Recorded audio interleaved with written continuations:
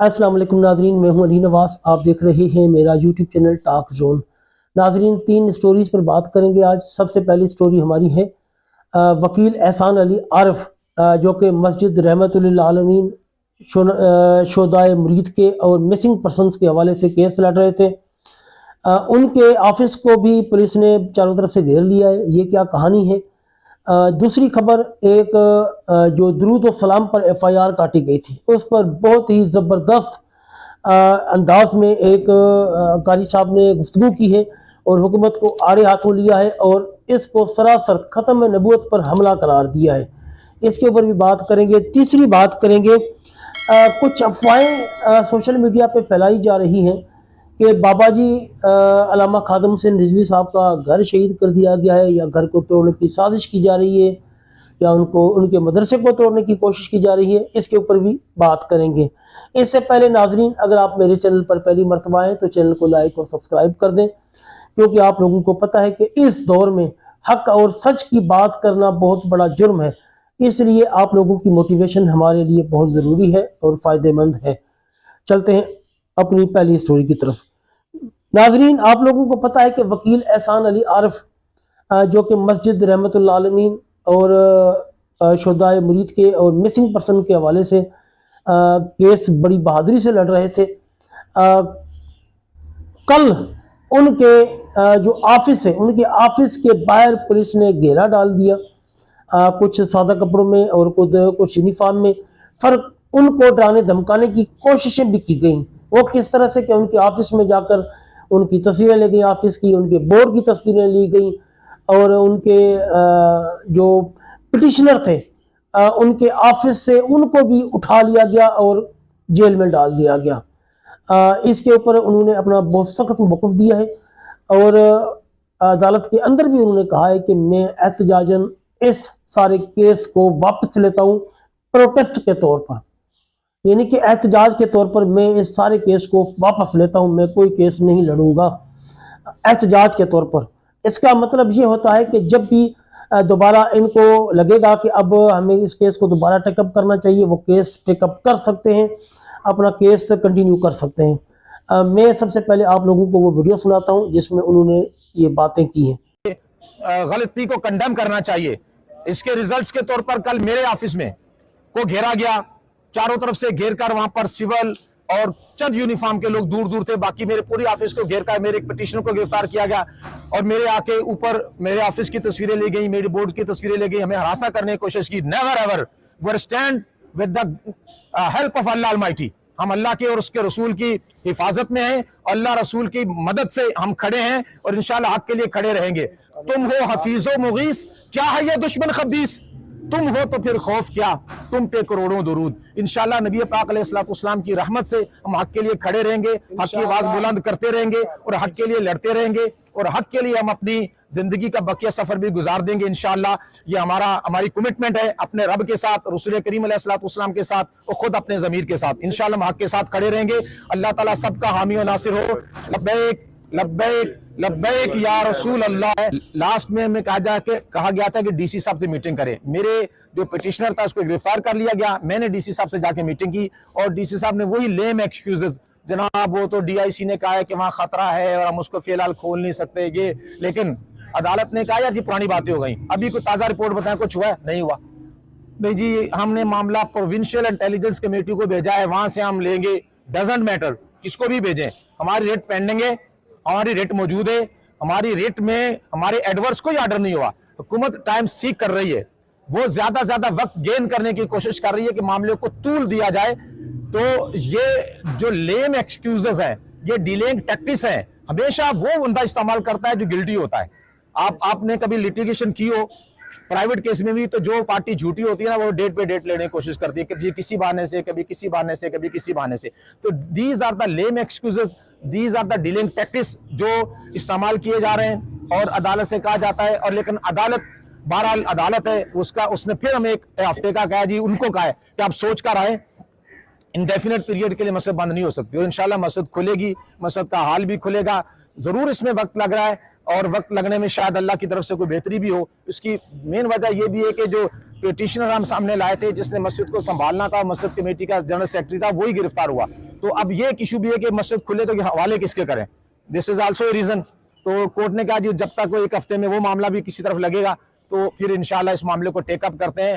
وہ ریٹ ہماری پینڈنگ ہے, اس پہ ہم کھڑے ہیں. مسجد کے معاملے میں کچھ بھی ہو جائے, never ever we ودرا our petition, سوال ہی نہیں ہوتا.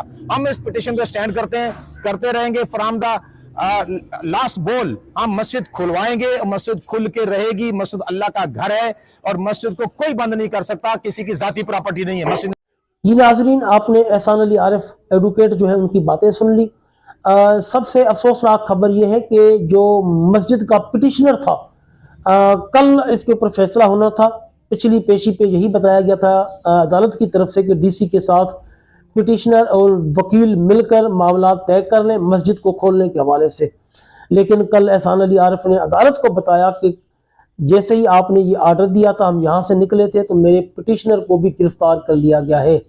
اب آپ اندازہ کر سکتے ہیں کہ پاکستان میں کس طرح کا ماحول ہے, کس طرح کی فسادیت جاری ہے کہ ایک جو عدالت کے اندر پٹیشنر ہے اس پٹیشنر کو بھی اٹھا لیا جاتا ہے, اور باقی جو شہداء کے لواحقین اور مسنگ پرسنس کے لواحقین ہیں, یعنی کہ ان کے پیچھے لواحقین ہیں, ان کو بھی دھمکیاں دی جا رہی ہیں. یہ پہلے بھی ہم نے بتایا تھا کہ ان کے گھر پولیس جا رہی ہے, پولیس کے اعلیٰ افسران جا رہے ہیں, M P A M N A تک جا رہے ہیں. لیکن ابھی سننے میں یہی آ رہا ہے کہ ان کو دھمکیاں بھی دی جا رہی ہے جو کہ کیس واپس نہیں لے رہے. تو احسان علی عارف نے اس کے اوپر بہت اپنا زبردست موقف اپنایا اور پروٹیسٹ کے طور پر انہوں نے کہا کہ میں عدالت میں کھڑے ہو کے کہا کہ میں اپنے کیس واپس لیتا ہوں پروٹیسٹ کے طور پر. تو یہ پاکستان کی عدلیہ کا نظام ہے اور یہ ہماری حکومت ہے جو کہ ہمیں سمجھ نہیں آ رہی کس طرف لے کر جانا چاہ رہی ہے. یعنی کہ اب چادر اور چار دیواری کا تقدس تو پامال ہو ہی رہا تھا, اب عدالتوں کا تقدس بھی پامال ہو رہا ہے. عدالتوں کے آرڈر نہیں مانے جا رہے. ایک پولیس کا ایس ایچ او ہے وہ بھی عدالت کے آرڈر کو جوتے کی نوک پہ رکھتا ہے. قاری زوار صاحب نے کھلے الفاظ میں حکومت کو ایک سمجھے کہ جھٹکا دے دیا ہے, لیکن یہ حکومت جو ہے جب تک یہ طاقت میں ہے, یہ طاقت میں نشے میں ہے, ان کو کسی جھٹکے کی پرواہ نہیں ہے کیونکہ ان کے آس پاس وہ جو حفاظتی گھیراؤ کیا ہوا ہے گورنمنٹ کے لوگوں نے, انہوں نے اس کی حفاظت کی ذمہ داری لی ہوئی ہے. جب تک ان کی حکومت ہے یہ ان کی حفاظت کریں گے, لیکن حکومت گرنے کے ساتھ ساتھ وہ خود بھی جیلوں میں ہوں گے اور یہ بھی جیلوں میں ہوں گے. قاری زوار صاحب نے بہت ہی زبردست طریقے سے ان کی چترول پریڈ کر دی ہے جو ان کی نسلیں بھی یاد کریں گی. ناظرین وہ ویڈیو بھی میں آپ کو ان کی کچھ چند کلپ سنواؤں گا. اس کے علاوہ ایک اور قاری صاحب ہیں, انہوں نے بھی بڑے زبردست طریقے سے اس کو کنڈیم کیا ہے اور انہوں نے کہا ہے کہ جو ایف آئی آر میں یہ پوائنٹ کسی نے نوٹ ہی نہیں کیا آج دن تک, میں نے پہلی دفعہ سنا ہے اس قاری صاحب نے جو کہا ہے کہ اس ایف آئی آر میں جو درود و سلام پڑھنے کا ٹائم لکھا گیا ہے کہ جی 8:45 پر یہ ایف آئی آر رات کو کاٹی گئی ہے 8:45 بجے, اور ایف آئی آر میں لکھا گیا ہے کہ یہ عشاء کی نماز کا ٹائم تھا. عشاء کی نماز یعنی کہ اس کی اذان سے پہلے اس نے درود و سلام پڑھتی ہے.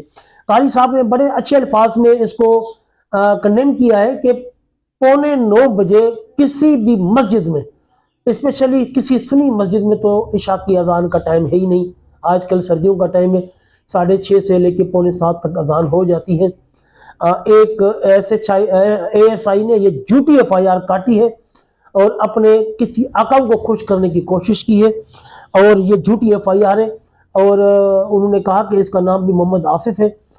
پتہ نہیں ان کے والدین نے ان کا نام محمد آصف کیا سوچ کے رکھا تھا کہ یہ کل آ کے جو حضور علیہ السلام کا دین ہے اس کے ساتھ ٹکر لے گا اور ایک جھوٹی ایف آئی آر کاٹے گا. اس قاری صاحب کی باتیں مجھے بڑی پسند آئی ہیں, چلے وہ بھی میں آپ کو سناتا ہوں. گوجرے کے کسی بے شرم ایس ایچ او نے اذان کے ساتھ مسجد میں درود و سلام جو پہلے پڑھتے ہیں الصلاۃ والسلام علیک یا رسول اللہ, وہ درود و سلام پڑھنے پہ ایف آئی آر کاٹ دی. بے شک نہیں کو اللہ دی لعنت. کیوں جی؟ جس نے مسجد میں اذان کے ساتھ درود و سلام پڑھنے پہ ایف آئی آر کاٹی ہے اس پہ اللہ کی درود و سلام کی بڑوں کو تکلیف ہے، بہت ساروں کو. درود و سلام تو پڑھا جاتا رہے گا، حوصلہ دے گا. اور جو اذان و خطبہ اور نماز اور قرآن اور اذان کی آواز روکنے پہ تلے ہوئے ہیں، بند کرنے پہ تلے ہوئے ہیں، انشاءاللہ بہت جلد یہ خود بند ہو جائیں گے. جو آج غلامان مصطفیٰ پہ ظلم ڈھا رہے ہیں، آپ چند دنوں بعد جیلوں سے ان کی چیخوں کی آوازیں سنیں گے. آج بڑی تکلیف ہے لوگوں کو. یہ قادیانیوں کے خلاف بولتے، یہ قادیانیوں پہ سختی کرتے. لبیک والے قادیانیوں کے بارے میں بڑے سخت ہیں جی. میں کہتا ہوں لبیک والے ہی نہیں، ہر یا رسول اللہ کہنے والا قادیانیوں پہ سخت ہے، ہونا چاہیے.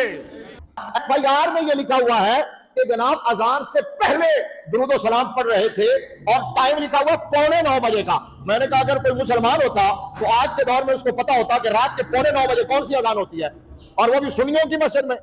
بولو نا بھائی، عشاء کی اذان ہوتی ہے 6:30 بجے، 6:45 بجے، نہ وہ عشاء کا ٹائم، نہ مغرب کا ٹائم، نہ فجر کا ٹائم.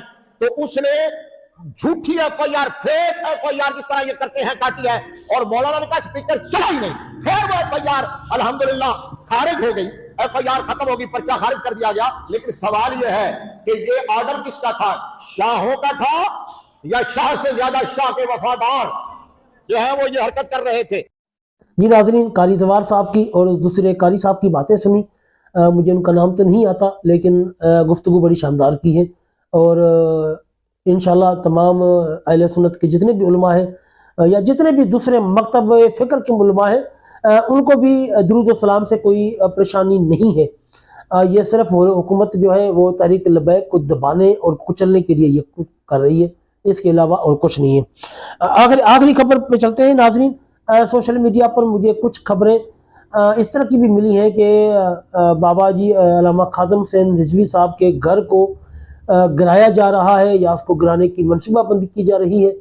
اور کہیں پہ کچھ نظر آیا ہے کہ جی بابا جی کا جو مدرسہ ہے ابو ذر غفاری، اس کو بھی توڑنے کی کوششیں کی جا رہی ہیں.